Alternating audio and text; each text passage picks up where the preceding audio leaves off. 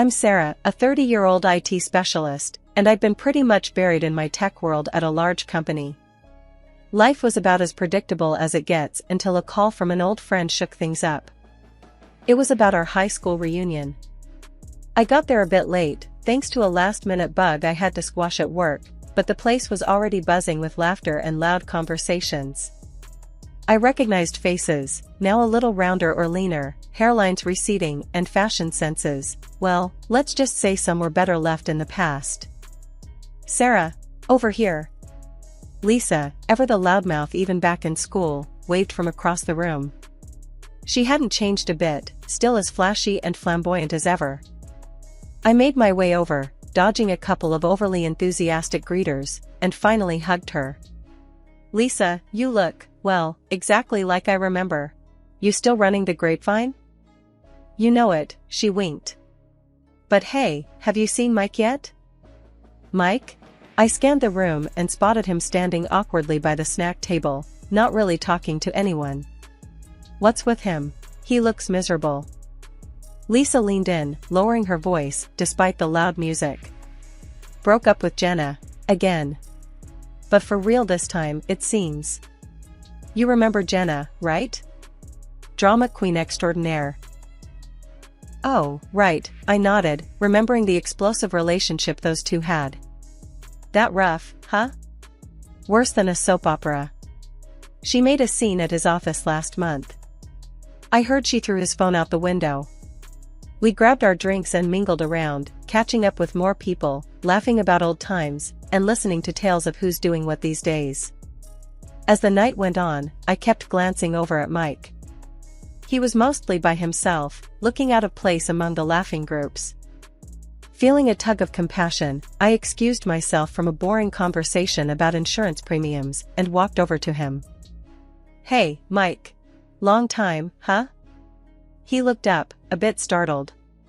Sarah? Oh, hey, yeah, it's been a while. You look good. You know, if you ever need to talk or just hang out, I'm around. We used to be good at that, remember? Solving the world's problems one rant at a time. He managed a small smile. Yeah, I remember. Thanks, Sarah. After the reunion, life sort of just plodded along for a week or so. I was back at my desk, buried under code and upcoming project deadlines. Honestly, I hadn't thought much about Mike or the reunion until my phone buzzed one evening while I was sprawled on the couch binge-watching some show. Hey Sarah, it's Mike. Got a minute? His voice sounded a bit hesitant. Sure, Mike. What's up? I muted the TV, my interest peaked. I was just thinking about the other night at the reunion. We didn't really get much of a chance to catch up. How about we meet for coffee this weekend? Cafe Cornerstone. The rest of the week crawled by, but finally, Saturday came. I found Cafe Cornerstone nestled between a bookstore and a bakery. Its quaint setup with cozy nooks seemed ideal for long conversations. Mike was already there, seated at a back table with 2 coffees and a slightly anxious smile. Hey, you made it, he stood up as I approached, pulling out a chair for me. Hope you like caramel macchiato. Thanks, and yeah, I love it. I settled into the chair, smiling at the gesture. This is a nice spot, Mike. Feels hidden away from the world. We spent the next couple of hours just talking about random things, movies we liked, books we'd read, and some reminiscing about high school antics. It was easy, comfortable. Mike had a way of making you feel like you were the only person in the room. As we were leaving the cafe, Mike turned to me. Hey, Sarah, I had a really good time today. Would you maybe want to do this again next weekend? There's a little indie cinema nearby that's showing some classic films. Thought it might be fun. That second date led to a third and a fourth. Each time we met, it was like we picked up right where we left off. The more I got to know Mike, the more I realized how much I enjoyed his company. Only a year after Mike and I started dating, he popped the question. It wasn't anything fancy, no skywriting or flash mobs. We were just sitting on the couch, watching a movie when he turned to me during a commercial break, a serious look on his face. Sarah, I've been thinking. We're pretty good together, aren't we? I laughed. Pretty good? I'd say better than good. He smiled, that easy smile that always made my heart skip. How about we make it official then? Marry me? Just like that. No dramatic kneeling, just him, me, and a very comfortable sofa. Yes, I said without a moment's hesitation. Yes, I'll marry you. The wedding planning kicked off at full speed. We both wanted something small, nothing too over the top. Mike's parents were thrilled. They loved me, and honestly, I was pretty fond of them too. His mom, Martha, especially took to the planning like it was the royal wedding. One afternoon, we were at their place, flipping through catering menus and flower arrangements. Martha kept pushing for more lavish options. Dear, are you sure you don't want the white doves? They make for such splendid photos. Martha, I think we'll pass on the doves. Maybe just some nice centerpieces? I suggested, trying to keep things simple. Mike's dad, Harold, leaned over and whispered to me, don't let her bully you into anything too fancy. It's your day, Sarah. I nodded, grateful for the backup. The warnings came from Lisa, of all people. We were out for drinks one night, a little break from all the wedding madness. She still had that knack for stirring up trouble, or at least trying to sniff it out. So, Sarah, everything's going smooth with Mike, huh? He's really turned over a new leaf? I sipped my drink, a bit wary of where she was heading. Yeah, he's great. Why? No reason. Just, his track record wasn't exactly stellar. You really think he's changed? I frowned.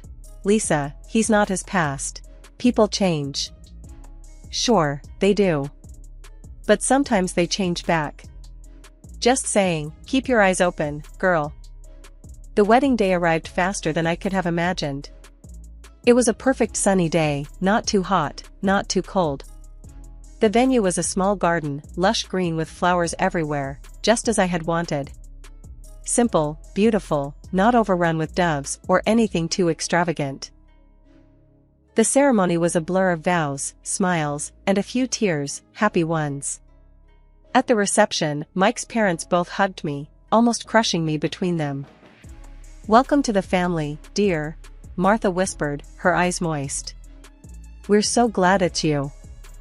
Harold gave me a firm nod. Good to have you officially on board, Sarah. We left the reception under a shower of rice, laughing as we dodged the playful throws from our friends and family. As we drove off to start our new life together, I felt hopeful. Life as a newlywed started off like a dream. Mike and I were in that honeymoon phase where everything seemed perfect, where dinners were candlelit every night, and weekends were long, lazy stretches of shared smiles and slow dances in our living room. But as months rolled on, I started to notice small changes, the kind of stuff that nibbles at the edge of your happiness without fully announcing itself. One night, I was clearing up after dinner, and Mike was on his laptop, which had gradually become a common scene. Hey, Mike, wanna watch that new action movie tonight? Heard it's good. He didn't look up. Nah, I've got tons to do. Maybe another time. It wasn't just the brushed-off movie plans. It was him coming home later and later, his side of the bed cold when I'd try to snuggle up, him being there but not really being there. One evening, after he had missed another dinner, I decided to confront him when he walked in at nearly midnight. Mike, we need to talk. Is everything okay at work? You've been coming home so late. He sighed, tossing his keys on the table with more force than necessary. It's just work, Sarah. We're slammed. You know how it is. I get that, but it feels like you're always tired, always busy. I miss spending time with you. Don't start, alright? I'm not in the mood for this tonight. He brushed past me, heading to our bedroom. That stung. I followed him, not ready to let it go. Not in the mood? When are you ever in the mood to talk these days, Mike? He paused, the anger in his eyes softening a bit. Just going through a rough patch. It'll get better. I wanted to believe him, so I did. We went to bed that night, with unresolved tensions hanging between us like thick smoke. Things didn't get better, though. The cycle continued. Mike would be attentive and sweet for a few days, and then distant for weeks. It wore on me, the constant up and down. One afternoon, I tried a different tactic. I booked us a table at our favorite cafe, thinking a change of scenery might help. "Mike, let's go out today. Just us, like old times." He hesitated, then nodded. "Okay, sure." At the cafe, I tried to lighten the mood. "Remember when we first came here? You spilled coffee all over yourself trying to impress me with your latte art skills." He cracked a smile, finally looking at me. "Yeah, that was a disaster. Gave up on being a barista after that." We laughed, and for a moment, it felt like we'd turned a corner. But halfway through dessert, his phone buzzed, and whatever wall had come down went right back up. He checked the message and stood abruptly. "I've got to go back to work. Something's come up." "Right now? It's Saturday, Mike. I don't control the timing, Sarah. I'm sorry, I have to handle this." There was a hardness in his voice that didn't sit well with me. I watched him leave, the half-eaten dessert a silent witness to another failed attempt. I sat there a long while, thinking about Lisa's warning, about how people change back sometimes. The past few months had been a roller coaster. One minute, Mike was the sweet guy, attentive and full of surprises. Next thing I knew, he was cold, buried in work, and coming home later each night. That evening was no different, or so I thought until he walked through the door with a scratch clawing down his face. "What happened to your face?" I asked, my voice sharp, cutting through the silence of our living room. Mike flinched, a little startled by my directness. "It's nothing. Had a bit of a mishap on the road. Almost collided with a car."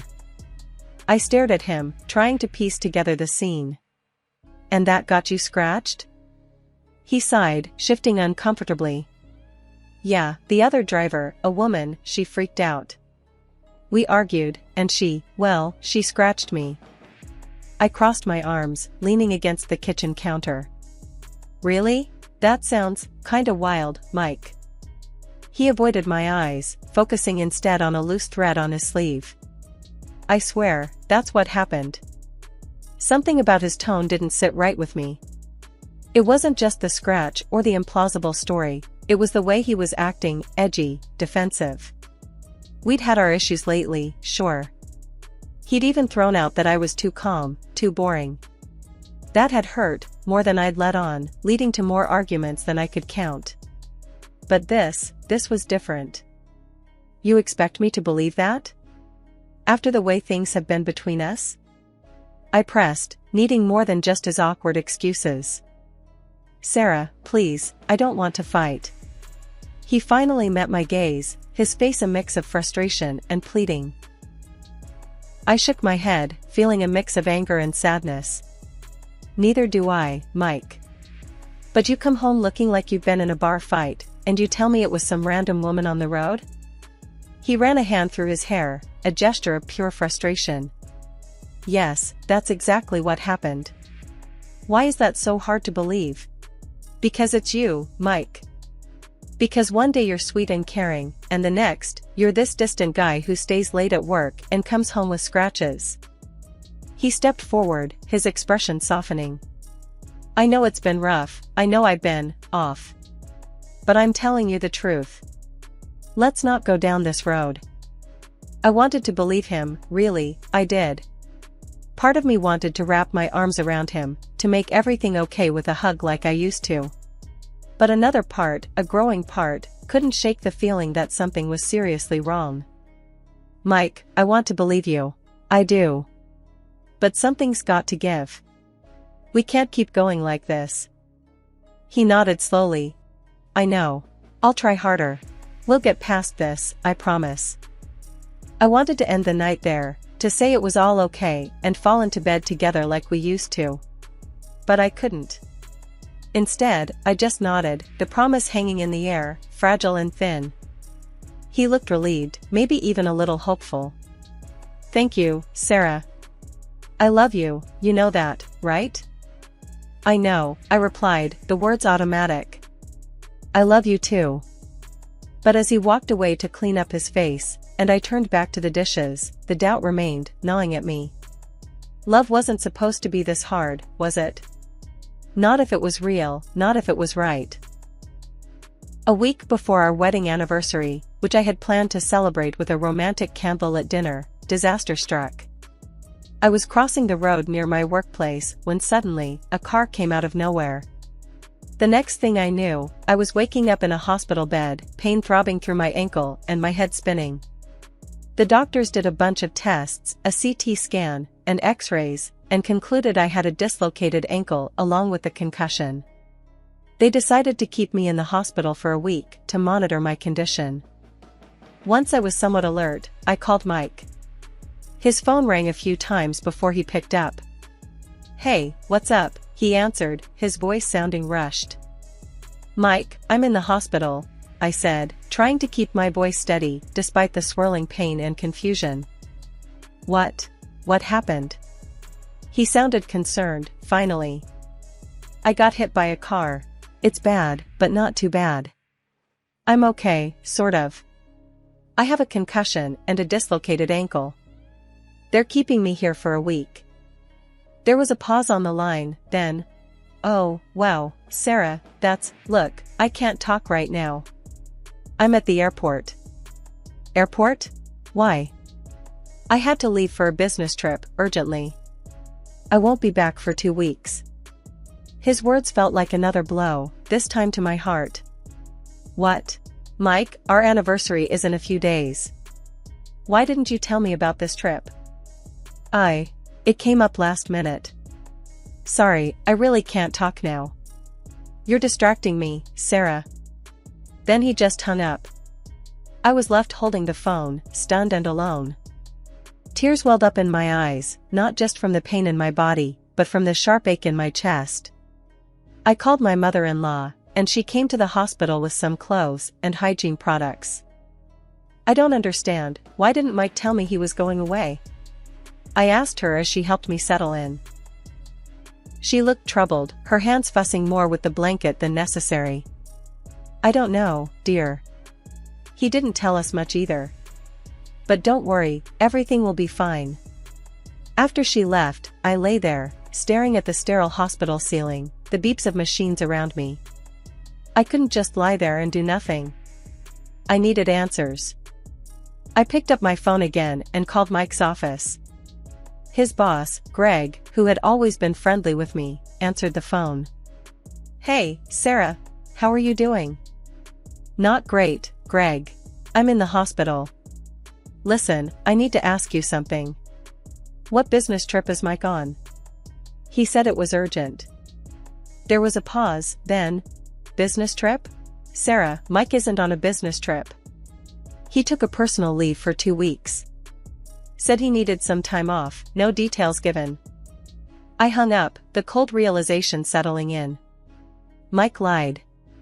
He wasn't on a business trip.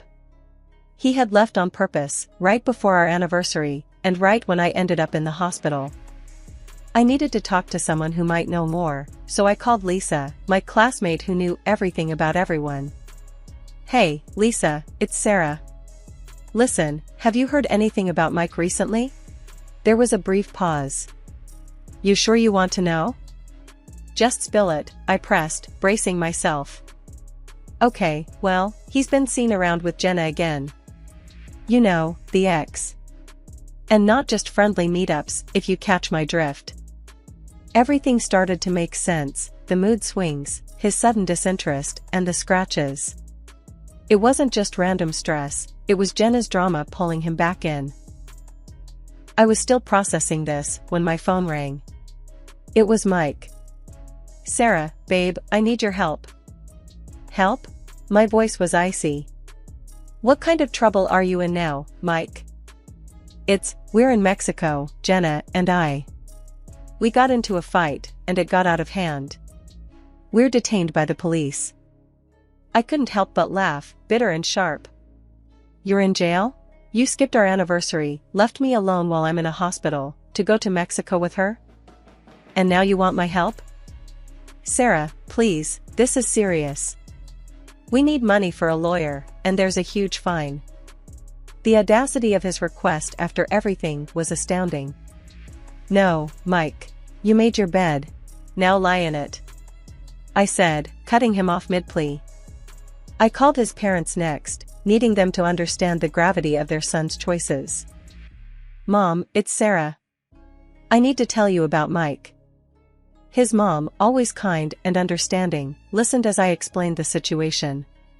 By the end, her voice was heavy with disappointment. I can't believe he would do this. His father and I. We won't help him this time. He needs to learn. After hanging up, I lay back on my pillow, staring at the sterile white ceiling, feeling the finality of everything wash over me. Mike and I were done. The love I had for him, the life I thought we were building, it was all based on illusions, fragile and fleeting as morning mist. The next few days in the hospital gave me time to think about what I wanted next. Without the constant drama and heartache, I felt a sense of peace I hadn't realized was missing. It was over with Mike, and that was okay. It had to be. A week after I got out of the hospital, I was adjusting to the quiet of my own home when Mike unexpectedly showed up at the door. He looked thin and worn out, a far cry from the man who had flown to Mexico, and his face twisted with anger the moment he saw me. You left me to rot in that jail, he burst out as soon as I opened the door. How could you do that to me? I couldn't help but laugh, not because it was funny, but because of the absurdity of it all. Me? Leave you? Mike, you dug that hole all by yourself. And just so you know, I'm filing for divorce. And yes, I will be seeking compensation for your betrayal. His face went pale, the anger shifting to panic. You can't do that, Sarah. We can sort this out. Sort this out? There's nothing left to sort, Mike. You've done enough. I was calm, more composed than I thought possible given the circumstances. I had gotten in touch with a lawyer the day I left the hospital. By then, she had already reached out to the Mexican authorities. They were surprisingly cooperative, providing all the necessary evidence of Mike's infidelity, including a signed statement from both him and Jenna about their relationship. Seeing Mike's desperation, I felt a mixture of pity and resolve. You should have thought about sorting things out before you decided to cheat and lie, Mike. It's over. But, Sarah, No buts. It's done. My lawyer has everything. The police, the testimonies, the photos, all of it. Mike slumped against the doorframe, defeated. What about us? Our marriage? It ended the moment you decided to betray it. There's no us anymore, Mike. Only me and what I decide to do next. And right now, I decide to move on. With that, I closed the door on him, literally and metaphorically. Over the next few weeks, the divorce proceedings moved quickly, thanks to the overwhelming evidence. I received a substantial settlement, not as a victory but as a compensation for the betrayal and the upheaval it caused in my life. I moved out of our shared home, finding a new place where I could start fresh. It was smaller, but it was mine, filled only with things and memories I chose. Lisa, ever the source of local news, kept me updated on Mike's situation. He was still with Jenna, and their relationship was as tumultuous as ever. They're always fighting, always making a scene. Police have been called a few times already, she told me one afternoon over coffee. Let them have each other, I said, sipping my latte. I'm better off. I'm back at work, diving into projects. I'm building my career, Lisa. On my terms. As for Mike, his life continued to spiral. His parents, once so warm and welcoming, had distanced themselves, disapproving of his choices and the chaos that followed him. His work suffered too, and eventually, he was let go due to his erratic behavior and poor performance. Sitting in my new living room, surrounded by boxes yet to be unpacked, I felt a sense of peace. The past months had been a whirlwind, a time of pain and revelation, but also of growth and newfound freedom. I was starting over, but this time with more wisdom, more resilience. I was free from the deceit, free from the drama. It was just me, my work, and a future that looked brighter by the day. As I set up my new space, every picture I hung and every book I shelved was a testament to my new beginning, to my ability to rebuild and flourish.